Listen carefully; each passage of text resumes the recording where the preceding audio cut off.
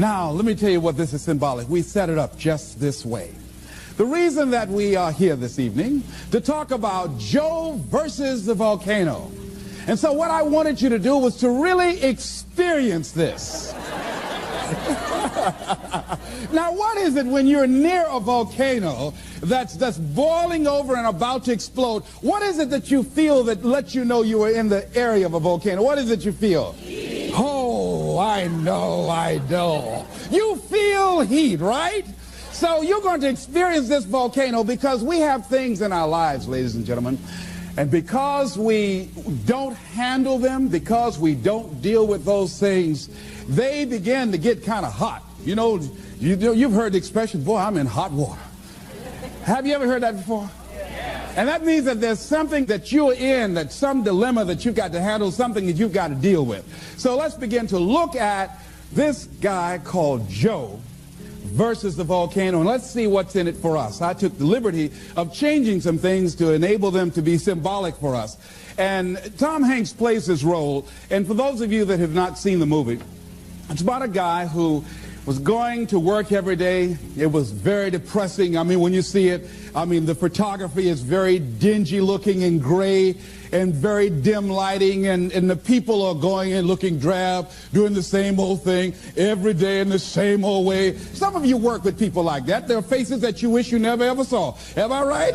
I mean, if you never saw them again, it would be too soon. Am I right? I'm going right, all right? So this is what was going on. This guy was going into this job where it was a dead-end job. He wasn't happy. He was miserable, and many of us can identify with that. He knew that he was capable of doing more, but he had really given up on himself. He had really sold himself out. Yeah, some of us have done that. He made a trade-off. For whatever reason, he decided to do this. That's why we can identify with him. And the volcano is symbolic of the challenges that we invariably face in life, of the problems that many of us run away from handling. And he had to handle this. And how did he come in contact with this volcano? Well, what happened was he was going to this doctor constantly. He was a hypochondriac because he wasn't living his purpose. His dream had not found his life work. He would create illnesses for himself. And so what happened in the process, this doctor decided, he set him up really. See, when you're not living your goal, you go through life living like a victim. People can set you up for anything. They can run any kind of game on you and you go for it. I had a saying when I was in radio, stand up for what you believe in because you can fall for anything. Well, Joe didn't believe in very much, including himself and his dreams, see? So he was very vulnerable. And so Joe was set up by this doctor. This doctor told him that he had a rare disease and he had 6 months to live. This disease was called a brain cloud. Oh, Cadumbo Joe went for it. He believed it. But you know something? It changed his life. It changed his life. And so he was told, look here, you don't have long to live anyhow. The guy said, why don't you do this? I'm going to give you all my credit cards, and this way you can live like a king, and there's something I want you to do. There was a catch. There's a volcano on an island that's about to erupt. And unless somebody jumps in that volcano, sacrifice their life, these people on this island will perish. Well, your life isn't worth much if you don't have that long anyhow. So why don't you take my credit cards, all my American Express, MasterCharge, take all of them, go live like a king and die like a man. And Joe said, okay. What did he have to lose? He was going to die anyhow. And his life didn't have any meaning and value to him as it was. So this was no big sacrifice on Joe's behalf. Now that says something about us, people, human beings. That when you have not structured your life so that it can have some meaning and value for you, that you'll be willing to throw your life away into anything. See, the volcano could be alcohol. It could be drugs. It could be a job that does not meet who you are.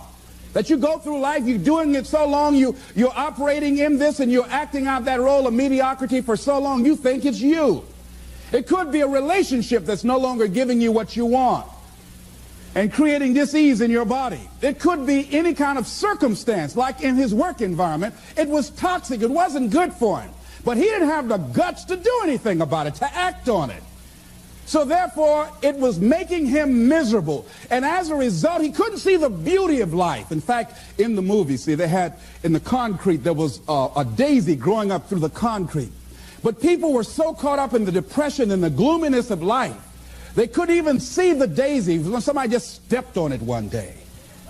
They couldn't see the beauty in life. See, that's what can happen to you in life, that you can get so caught up in the misery of it and the pain and the sickness and the depression and playing a victim and blaming everybody and everything rather than taking responsibility.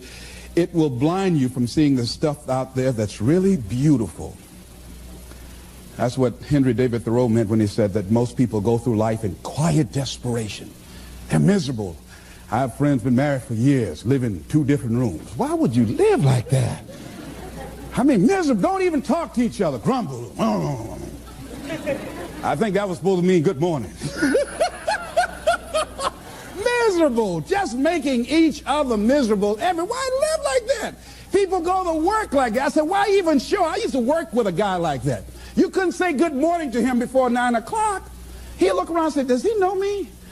Anybody know me? No, you don't talk to me before 9 o'clock. I don't play that, all right? I mean, there are people like, how many ever work with people that are just grumps? Raise your hand. Just miserable. Why show up? Come in complaining every day. The best day on the job is when they're absent. Am I right? So this is where Joe was. So this doctor told Joe, hey man, you're going to die with this brain cloud. And you know something? All of Joe's other illnesses left. Joe decided to live. Joe decided to live his life. Now that is interesting. A psychiatrist did a study and he was talking about how his patients reacted when they got information that they were going to die immediately. He said that many of these patients that had gone through years of therapy that should have been making decisions about their careers, or about their marriage, or about their circumstances, and somehow or another they were stuck and didn't have the personal power or the wherewithal or the willpower to act in their own best interests. But when they were told, listen, you've got 3 months to live, or you got 6 months to live, all of a sudden these people who were initially victims or powerless, all of a sudden they started acting in their own best interest. They started living their lives. And it's amazing to me that what a paradox, that once people are told they're going to die, all of a sudden they start seeing the daisies in life. They start seeing the beauty in life. I remember it's a monologue. And it's called The Last Mile. It's a monologue about a guy who was sentenced to die in the electric chair for a crime that he did not commit. And he was pleading to the jury to understand his case. And I remember one of the parts of the monologue where this guy talking to the jury and talking to himself and going the whole gamut of emotion. And I remember something he said that struck me right now. He said, you know, he said, it's queer, ain't it? How even though life has done you wrong, somehow you still want to live. He said, you'll never again find me complaining about life has given me a short deal. No, I just want to live. I'll take the park benches, the crumbs, anything. I just want to live. But they're not going to let me, are they? All of a sudden, this guy who before from Sloats Corner, Indiana, never really cared about life. All of a sudden, now that he knew that his life was going to be taken away for a crime that he did not commit, he wanted to live. It's a very passionate, powerful monologue. I used to read that quite often and study that. So what is it that we can begin to do? Do we have to get a pronouncement that we only have 6 months to live in order to decide to live? In order to live in a spirit of integrity? See, most of us go through life living a lie.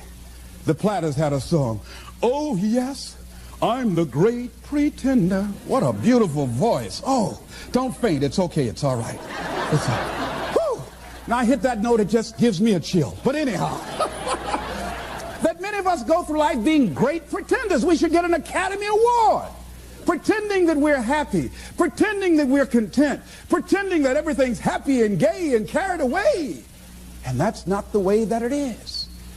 Going through life feeling that we can't do anything about our situation like Joe did. But when they told Joe he was going to die, Joe became a new person, went back to work, and the young lady he'd been wanting to talk to for a long time, he said, hey, I want to take you out. He wasn't worried about rejection. Joe had his eyes on her. He said, Lord is my shepherd, I'll see what I want. Old Joe said, I might be going, but I ain't dead yet. He wanted a little bit more living. You hear me? I like that, Joe. Don't lose that. Don't lose that. All right, so here's what I think that we can begin to do. To live our dreams. To begin to let life take on some new meaning for us, some new power and some new value.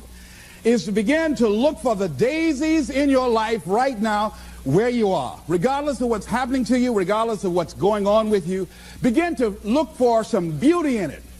Begin to look for some lessons that you can learn from where you are and what you're going through. See, the volcano. See, when Joe jumped into the volcano, and he eventually did that with a young lady that fell in love with him, they were thrown out of the volcano and they survived.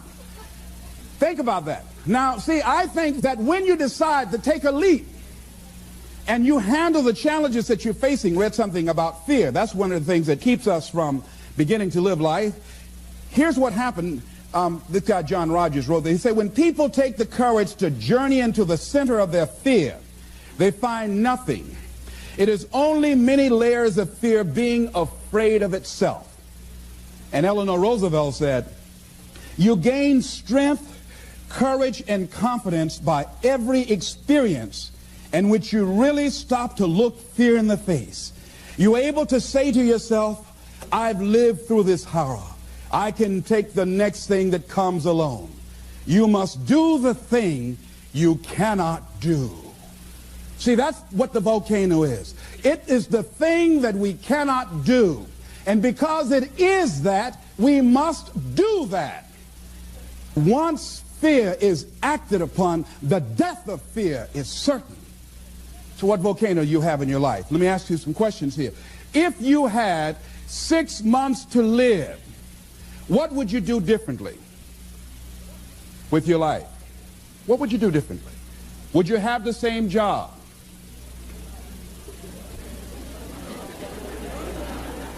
Would you be worried about things that you're worried about right now?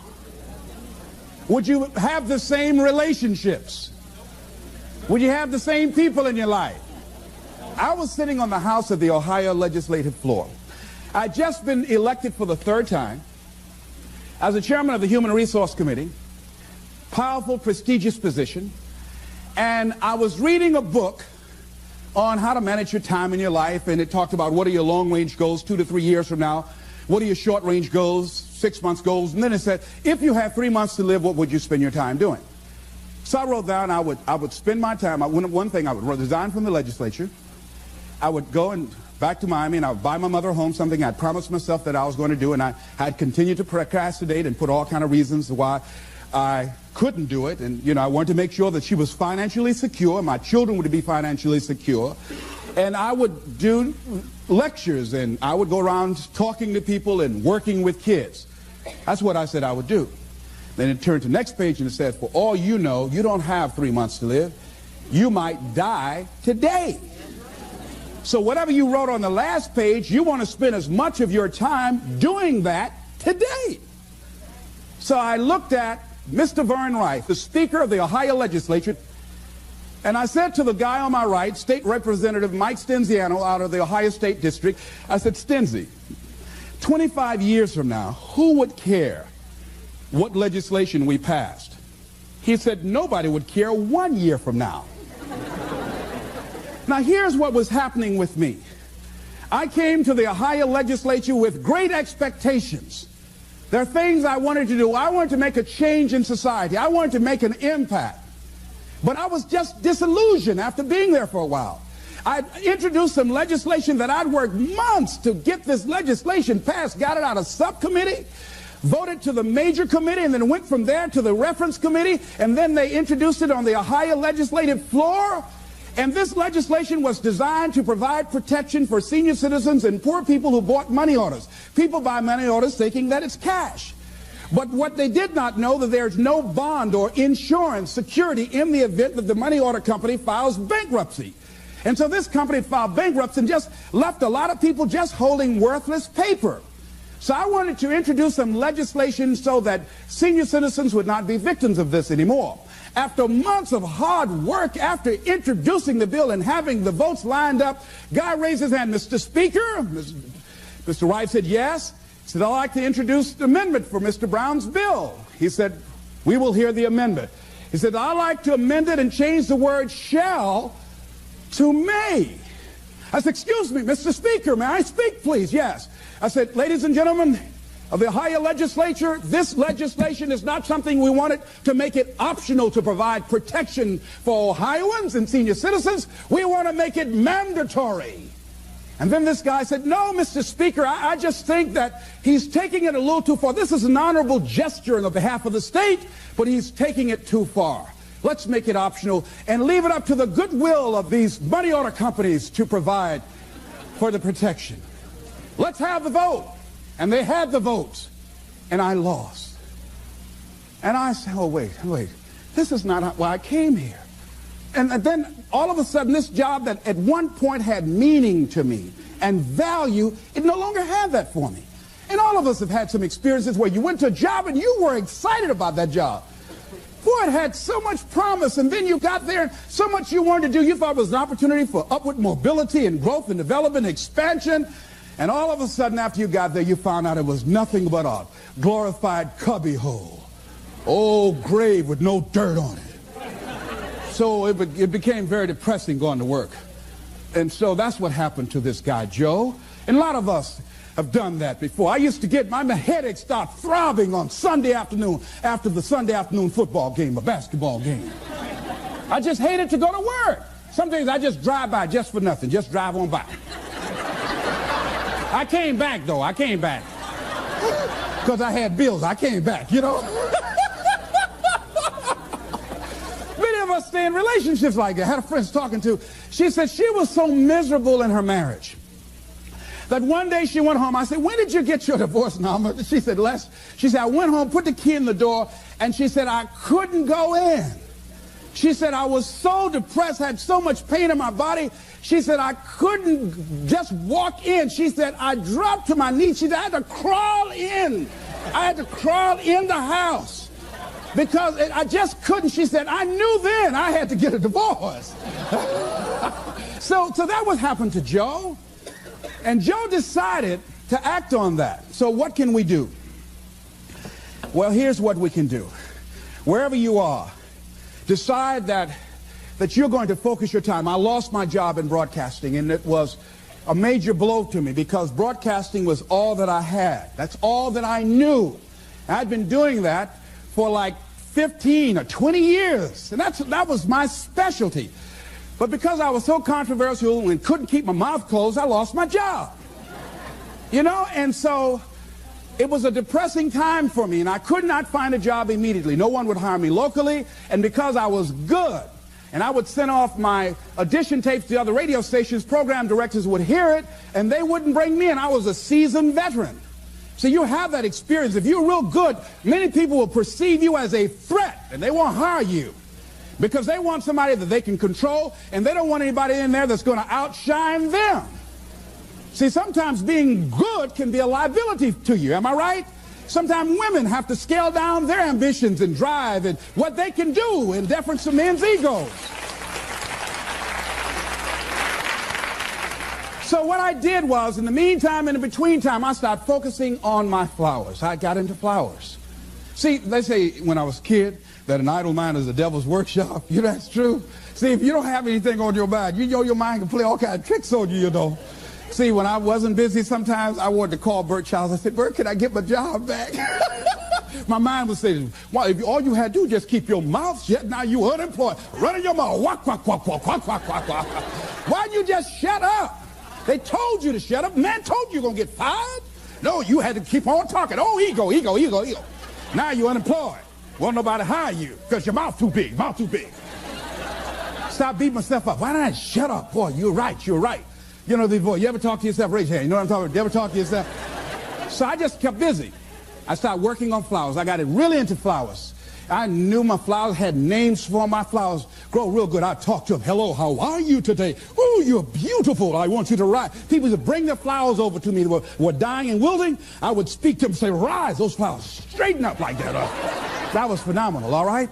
Then the other thing is I did a lot of volunteer work. I'd go to the hospital and I'd read the Bible to people.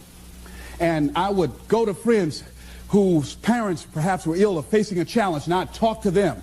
I became involved in all kind of community volunteerism. So I'm saying that if you're going through a challenge, not that you've been laid off, but the universe has given you an opportunity to find your real true making on the planet, then use that time wisely.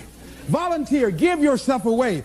My high school teacher, Charles L. Williams, said something I love. He said, love and happiness are like perfumes.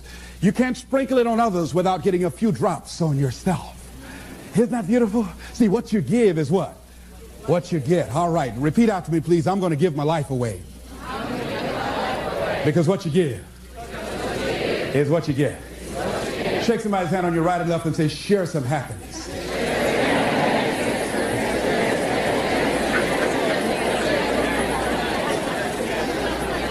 Now, here's something else. Fear of change. See, the reason that I think that Joe stayed there as long as he did, Joe feared change. Most people fear change. A lot of people stay in jobs where they're miserable, or stay in relationships where they're miserable. Sometimes in order to begin to see the daisies in life, you've got to be willing to change cities, change friends, change relationships, change jobs. See, after a while you get bored doing the same old thing in the same old way, day in and day out. Human beings were designed to achieve. And when you're not on a path of developing your greatness and growing and being more productive and being more effective, then your life literally becomes depressing, just like Joe. So Joe was resisting change.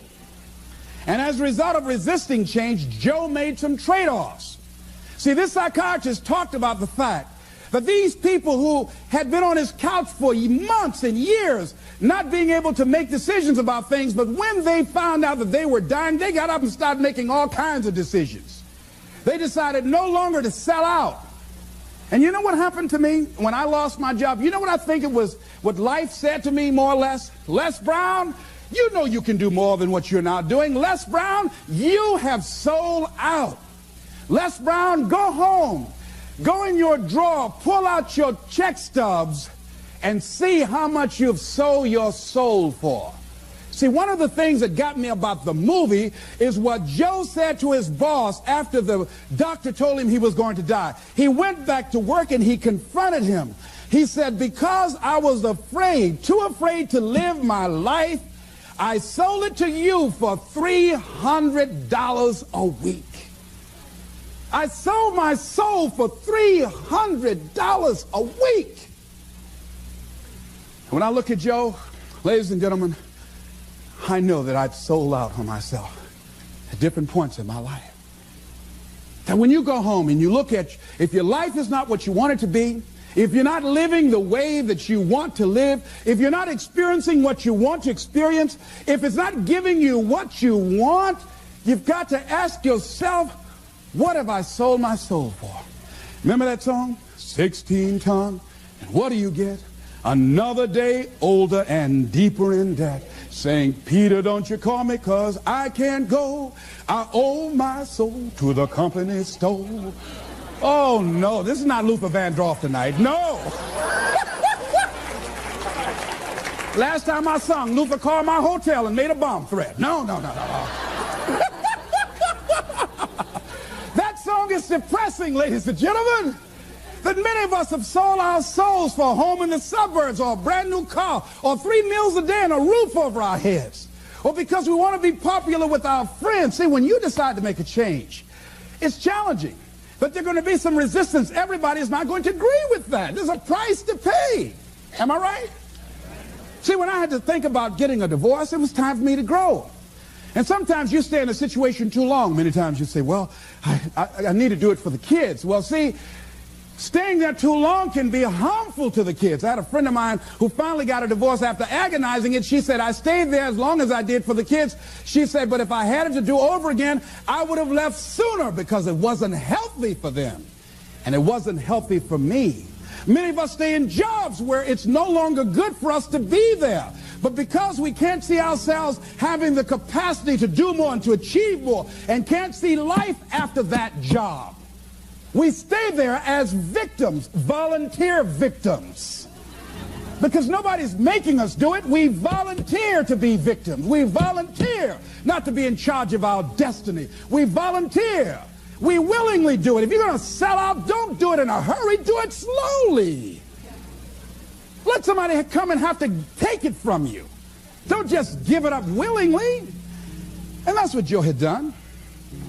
Thinking about a guy who he had everything going for him. Went to Harvard, became a lawyer, joined a large, prestigious law firm, married the perfect wife, had children, and guess what?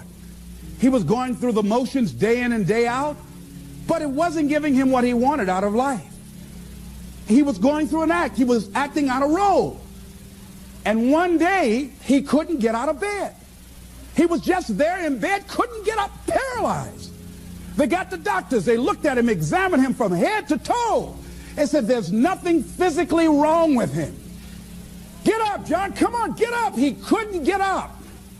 He stayed like that for months, had to take therapy. See, because there was dis-ease, there was conflict in his body. Many times when life calling on us to change and to grow and to expand, we said, no, I don't want to hear that. No, we resist that. So we can go back to that lifestyle of mediocrity. We resist that change, that growth. We go back so we can go back to sleep. Winston Churchill said the truth is incontrovertible. Malice may attack it, ignorance may deride it, but at the end, there it is. Carlyle said, truth crushed to earth shall rise again.